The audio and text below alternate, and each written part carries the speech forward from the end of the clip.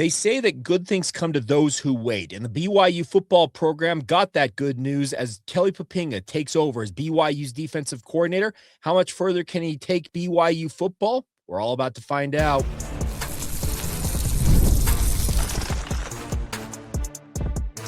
You are Locked On Cougars, your daily podcast on the BYU Cougars, part of the Locked On Podcast Network, your team every day. What's up, everybody? Welcome into Locked On Cougars, your daily podcast focused on the BYU Cougars. I'm Jake Hatch, 14-year credentialed media member at BYU and your resident expert and insiders, your host here on this show. And as always, thank you for making Locked On Cougars your first listen of the day. And thank you for making all of us folks over at Locked On, America's #1 sports podcast network.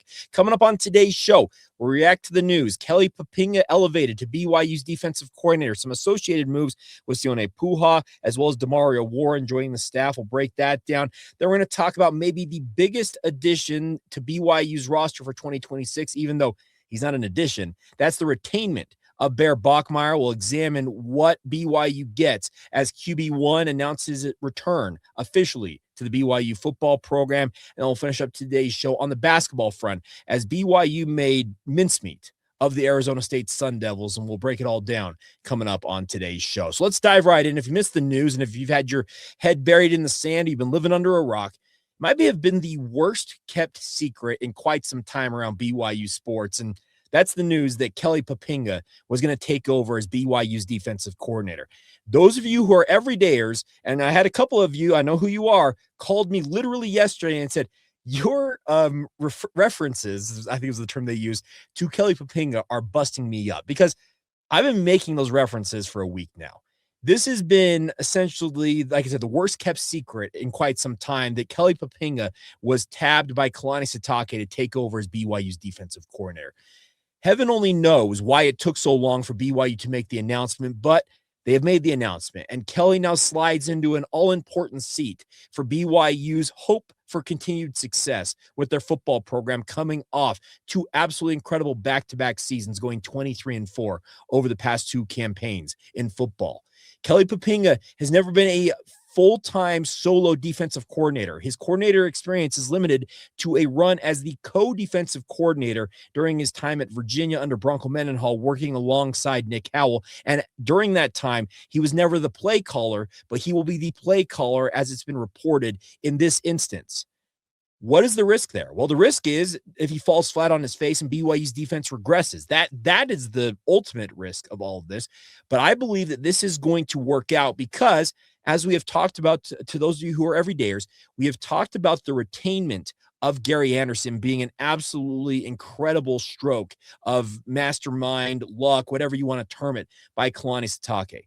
Gary Andersen was Jay Hill's right-hand man, for lack of a better term, during his time the last two seasons at BYU. And Gary staying on at BYU to be the right-hand man for a first-time full-time defensive coordinator in Kelly Poppinga, it's going to be, I think, a very, very critical thing because the one thing that Gary can offer to Kelly Poppinga is literally years of expertise in this defense. Kelly's a little bit of outside the box hire here for Kalani Sitake because Kelly's coaching career comes up through the Bronco Mendenhall tree of coaching versus the Kyle Whittingham tree of defense that guys like Kalani Sitake, Jay Hill, Gary Andersen are all members of. The one thing that I believe that Kelly will bring above all else is he will continue the gusto or the I don't know, you want to call it the energy.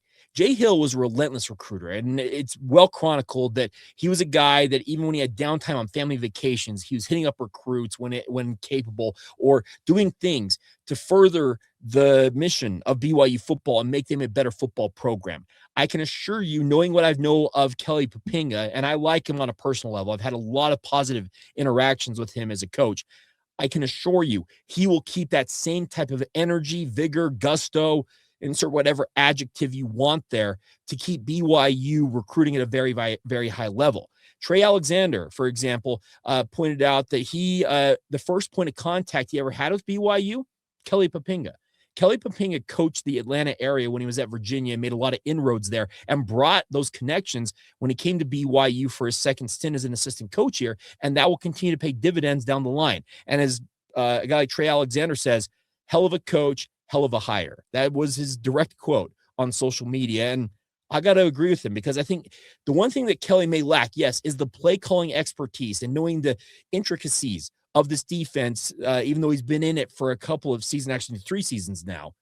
But in time, he will be up to speed and he'll know this defense like the back of his hand. But in the meantime, he has guys like Kalani Sitake, like Gary Andersen right there, literally alongside him for the ride to help him navigate learning the intricacies of this defense. But the one thing that he will continue to bring, because he's always brought it his entire time as a coach, is that defensive acumen. One thing I also know about Kelly Poppinga is he is a meticulous individual. If you ever listen to Coordinator's Corner, when Kelly made his appearances as the special teams coordinator, which he is going to give up that title to become defensive coordinator, you could tell he knew literally on every single play, every single person's assignment, and could break it down to the just most minute detail of what they were supposed to accomplish versus what actually was accomplished on those plays. He will bring that same attention to detail to BYU's defense, and he will expect that every player on that defense gives their absolute all and achieves their goals, whatever they're expected to achieve on any individual play. So that is the one thing I love about Kelly Poppinga is he brings, I think, some new energy to this group. He may bring some outside the box defensive philosophies that he obviously picked up from Bronco Mendenhall and his time working in that system that he maybe could add to this defense that can make it, a little more, I guess, unique in a way. But I like what he brings to the table, and I think that he is going to take that baton. It's kind of been handed off by Jay Hill here, and I think he's going to continue the pace, the torrid pace that BYU was on. Associated moves with this, by the way, were also that we found out that Sione Po'uha, who is the defensive tackles coach for BYU, now has added the title associate head coach, which was the title that Jay Hill carried for the past 3 seasons, in addition to being defensive coordinator and safeties coach. I think that is a mark of what Sione means to this football program. He coaches an individual position group that's pretty specialized, but Kalani Sitake trusts him enough that if anything were to go haywire, in essence, he's the number 2. He is the guy that you hand the reins off to if Kalani Sitake, heaven forbid, was ever ejected from a football game. That's a measure of respect for what Sione has done in his time at BYU. And then also, we have our first outside the program hire of this cycle, and that is the Demario Warren, the former Southern Utah assistant and obviously head coach. I think he spent upwards of at least 10 years in Cedar City, both as an assistant and the head coach of the Thunderbirds at the FCS level. He's coming in as defensive passing game coordinator and cornerbacks coach, essentially taking both titles that Gennaro Guilford held before Gennaro went to Michigan. Demario Warren he's been at Boise State since 2022, and I think that he brings, like I said, some outside expertise to BYU, but from his time working in Cedar City with Southern Utah, he has intricate knowledge of what BYU is all about.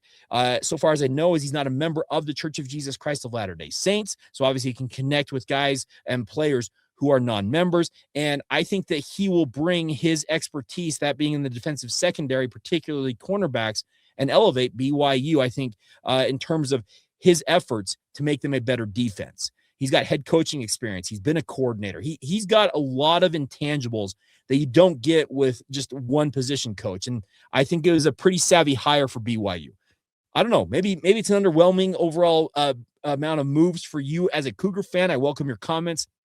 Whether you're watching this on YouTube, you want to weigh in via social media, email the show, however you want to weigh in, let us know what you think of these hires. Now, there are, I think, at least 2 other moves out there in the ether for BYU's defense because Jay Hill was the safeties coach. Who's going to coach that all-important position? Who's going to be leading Faletau Satuala, Raider Damuni, et cetera, on the back end of BYU's defense? And then what is Kelly Poppinga's ultimate assignment? Is he going to keep that edges role, the defensive ends role that he's had as a position coach, or will he move to linebackers? And could they bring in another defensive ends coach? A guy like Chad Kauha'aha'a. By the way, wink, wink, a name to monitor. Just adding that little tidbit there. All right, so we'll see what happens. But I think overall, very savvy moves for BYU. And the final thought I have on this is that the continuity this ensures for BYU. I think it's a big reason why a handful of these guys on BYU's defense, Isaiah Glasker, Faletau Satuala, Well, I think that they feel very comfortable in sticking around to play for Kalani Sitake. And obviously, with this move at defensive coordinator, they feel comfortable with K-pop sliding into that chair. So I think we should all get on board with what I'm going to call right now. I'm just going to dub it right now. I'm not the only one who's dubbed it, but I'm going to say it right now on the podcast. The K-pop Demon Hunters. You heard that right. It's going to be absolutely golden. Okay, I need to stop. My daughter and wife are obsessed with that movie, but it's K-pop Demon Hunters. Let's roll with it. All right, coming up next, I'm going to talk about the biggest move BYU's made so far in the portal window, and it's actually just a move of a guy, staying put in Provo, Utah. The Bear is back.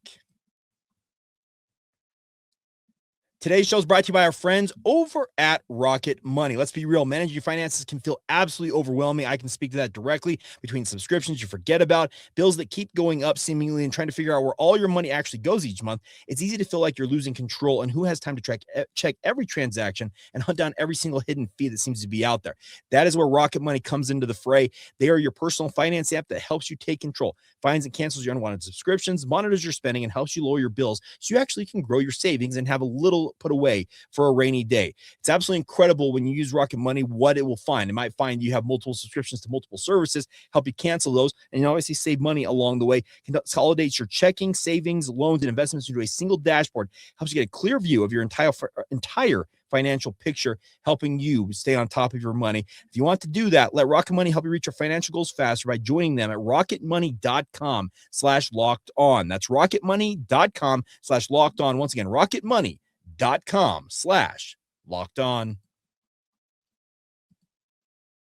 Thank you once again for making Locked On Cougars your first listen of the day. And we're very proud over at Locked On to say we are truly America's #1 sports podcast network. And it's thank you to all of you out there in Cougar Nation and beyond for supporting our work. All right, so let's talk about BYU and the biggest move so far in the portal for them. And it's, I don't know if you want to call it a move per se, but it's a retainment. And that is that Bachmeier announcing last night, quote, "run it back," is unquote, has kind of been the catchphrase that these players who've been putting this stuff out on social media have been announcing. Obviously, Keanu Tonavasa at halftime during the basketball game, for those of you who were at the Marriott Center, he made the announcement to the faithful there as well. And the one thing is look around at the quarterback market in the transfer portal right now. We have Sam Levitt, who seemingly is trying to get cash in for the highest dollar amount he possibly can find, reportedly somewhere between $5 and $7 million for this next season.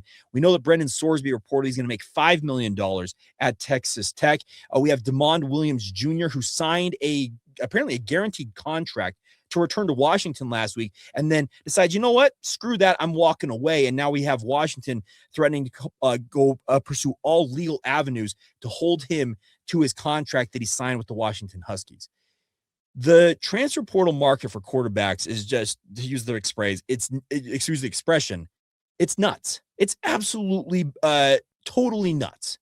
And I think BYU sidestepped all that, and I think Bear Bachmeier, I think he's smart enough to kind of look at the market, and he easily could have entered his name into the transfer portal. He probably could have had offers galore. And I'm gonna also say this: tampering, no matter how you define it, it's a myth. Everybody, we have got seemingly every program all the time out there checking on the status of players, whether they're outright saying, "Hey, what would it take for you to come to our university dollar-wise?" or just saying, "Hey, is player so-and-so happy?" Like, all that stuff is happening. Let's not bury our head in the sand and act like it's not happening.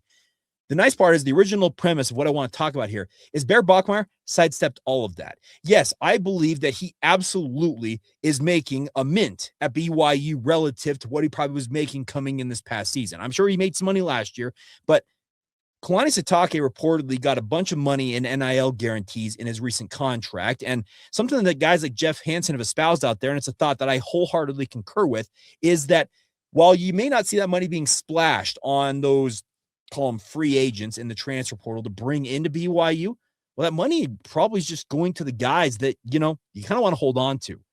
There's a lot of expressions out there about, hey, the best guys you have in your program are the ones you never lose. And that's what BYU's got right now. Think about what BYU's done in the portal, essentially, in terms of retainment. Bear Bachmeier, Trey Alexander, Isaiah Glasker, Keanu Tanavasa, Parker Kingston, Bruce Mitchell announced he's running it back. He was a star on the offensive line. Andrew Gentry, Anisi Purcell, John Tamoya-Peau, and does have to get a waiver to come back, but he's planning on doing that. Cialia Serra, just you can go down the list of the guys that BYU has kept in the program. Falatau Satuwala, it's as well. They're absolute star quality players for BYU, and not one of them actually entered the portal. And I've got to believe that Dave George, as BYU football's GM, went in negotiations with these players and said, okay, here's what we're looking at. What are you looking at? And they had a good faith negotiation. They came to an agreement. And I think it screams more to what the culture of Kalani Sitake is built in Provo, Utah. These young men, reportedly, because we never heard of any of them really sniffing around the portal or actually entering it, they were content, they're happy, and they know that they're having a ton of success at BYU. And why? Why would you want to walk away from that? That's the good news for BYU football right now. And yes, that is why keeping Bear Bachmeier in Provo, Utah, it's an absolute home run for the BYU football program, because this young man just put together a season that very few freshmen in the entire country ever have.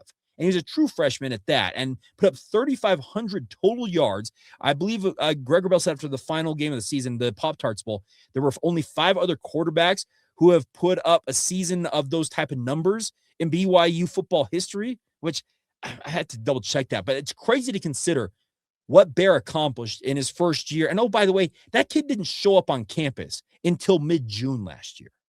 Imagine what he might be able to accomplish with a full offseason of work, a full spring ball with the BYU football program, a full summer of working out with trainers, his own teammates, and getting just even more ingrained in the system at BYU. Because the other side note to all this is BYU's keeping Aaron Roderick in place. And you can believe what you want, but understand that Aaron Roderick had options to go elsewhere. And spare me your takes on he should have taken that job. Aaron Roderick has been absolutely phenomenal for the BYU football program, and him staying on board alongside Bear Bachmeier portends a whole lot of success offensively for BYU, and who knows how much higher it can go. Now, we are still awaiting word on if LJ Martin is going to go to the NFL. I was hoping last night that he may take the opportunity at halftime, like they did with Bear, to announce he's returning to BYU. He did not do that. So the wait continues for LJ Martin. And I talked about it on yesterday's podcast. If you have those two guys, and I'm of the opinion, I think that both of them are going to be back in a Cougar uniform next year. That's personal opinion. I'm not reporting anything.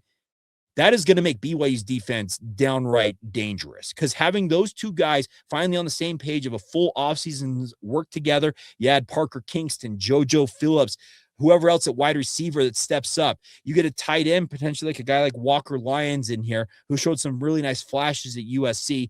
You restock or reload that offensive line. How much better can this offense be in Bear Bachmeier's sophomore year? And how much higher can he go? Where's his ceiling as a quarterback? Does it feel like we reached it? I don't think so.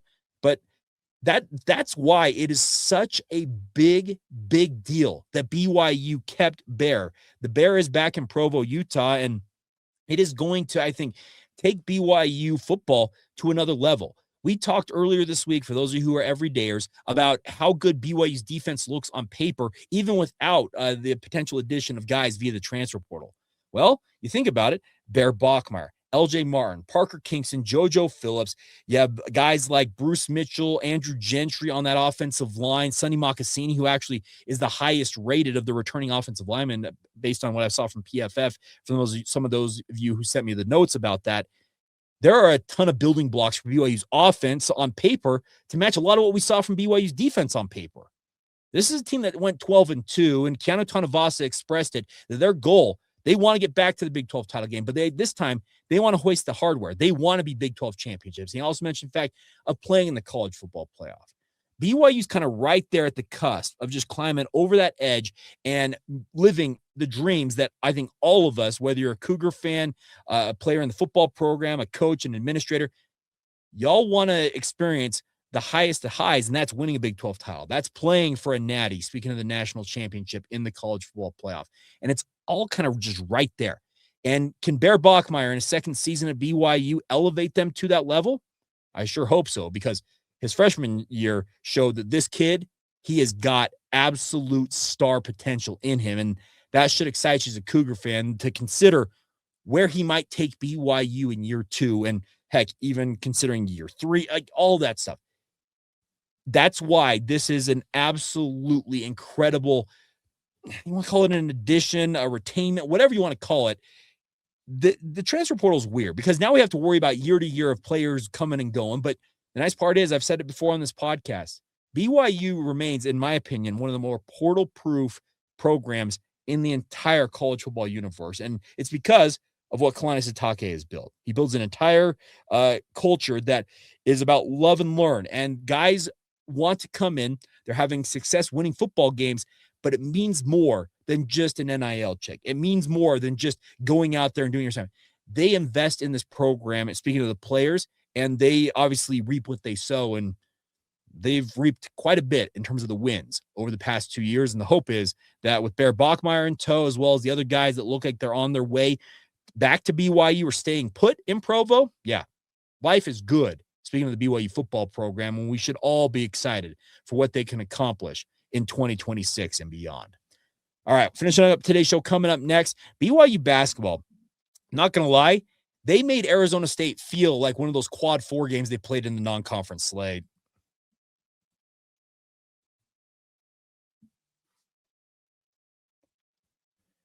Thank you once again for making Locked On Cougars your first listen of the day. If you are a true everyday and you want to take it to the next level, join the Locked On Cougars Everydayer Club. Get an ad-free audio episode wherever you get your podcast. You also can get access to our members-only Discord server. If you want to take it to the next level, you can get the access to text me one-on-one, get the inside scoop on what I know about BYU sports. It's all available to you guys now by going to lockedoncougars.supercast.com. Would appreciate all of you that have joined already. We've been off to a flying start with the brand new Everydayers Club, and thank you to all of you who have already subscribed, and hopefully more of you will be doing that. Go to lockedoncougars.supercast.com to be a part of it. All right, let's talk about what's going on in BYU basketball. If you watched the game last night, I'm not going to lie, I was bored. And that sounds really bad to say as a podcast host. I'm supposed to come in with hard-hitting analysis of what BYU did in that basketball game. But when BYU has their big 3 of A.J. DeBonsa, Richie Saunders, and Rob Wright III outscored, those 3 players alone outscored the opponent. Speaking of Arizona State, yeah, it was a pretty good night for the BYU basketball program, but it was such a drubbing that I felt like 15 minutes to go in the second half, it was over. And you never can say that it's over until it's actually over, but you look at it and it was a butt kicking right from the get-go. Arizona State is going to be one of the bottom tier programs in the Big 12, and that's nothing against Bobby Hurley. And I thought he had the line of the night. I was sitting in that post-game press conference. You guys know I'm a credentialed media member. I'm sitting in that press conference. He walks in. He's kind of lamenting what happened in that game. He said, the one thing, and he like straightened up, the one thing we accomplished in this game that we can say we accomplished is we kept Chick-fil-A away from the student section.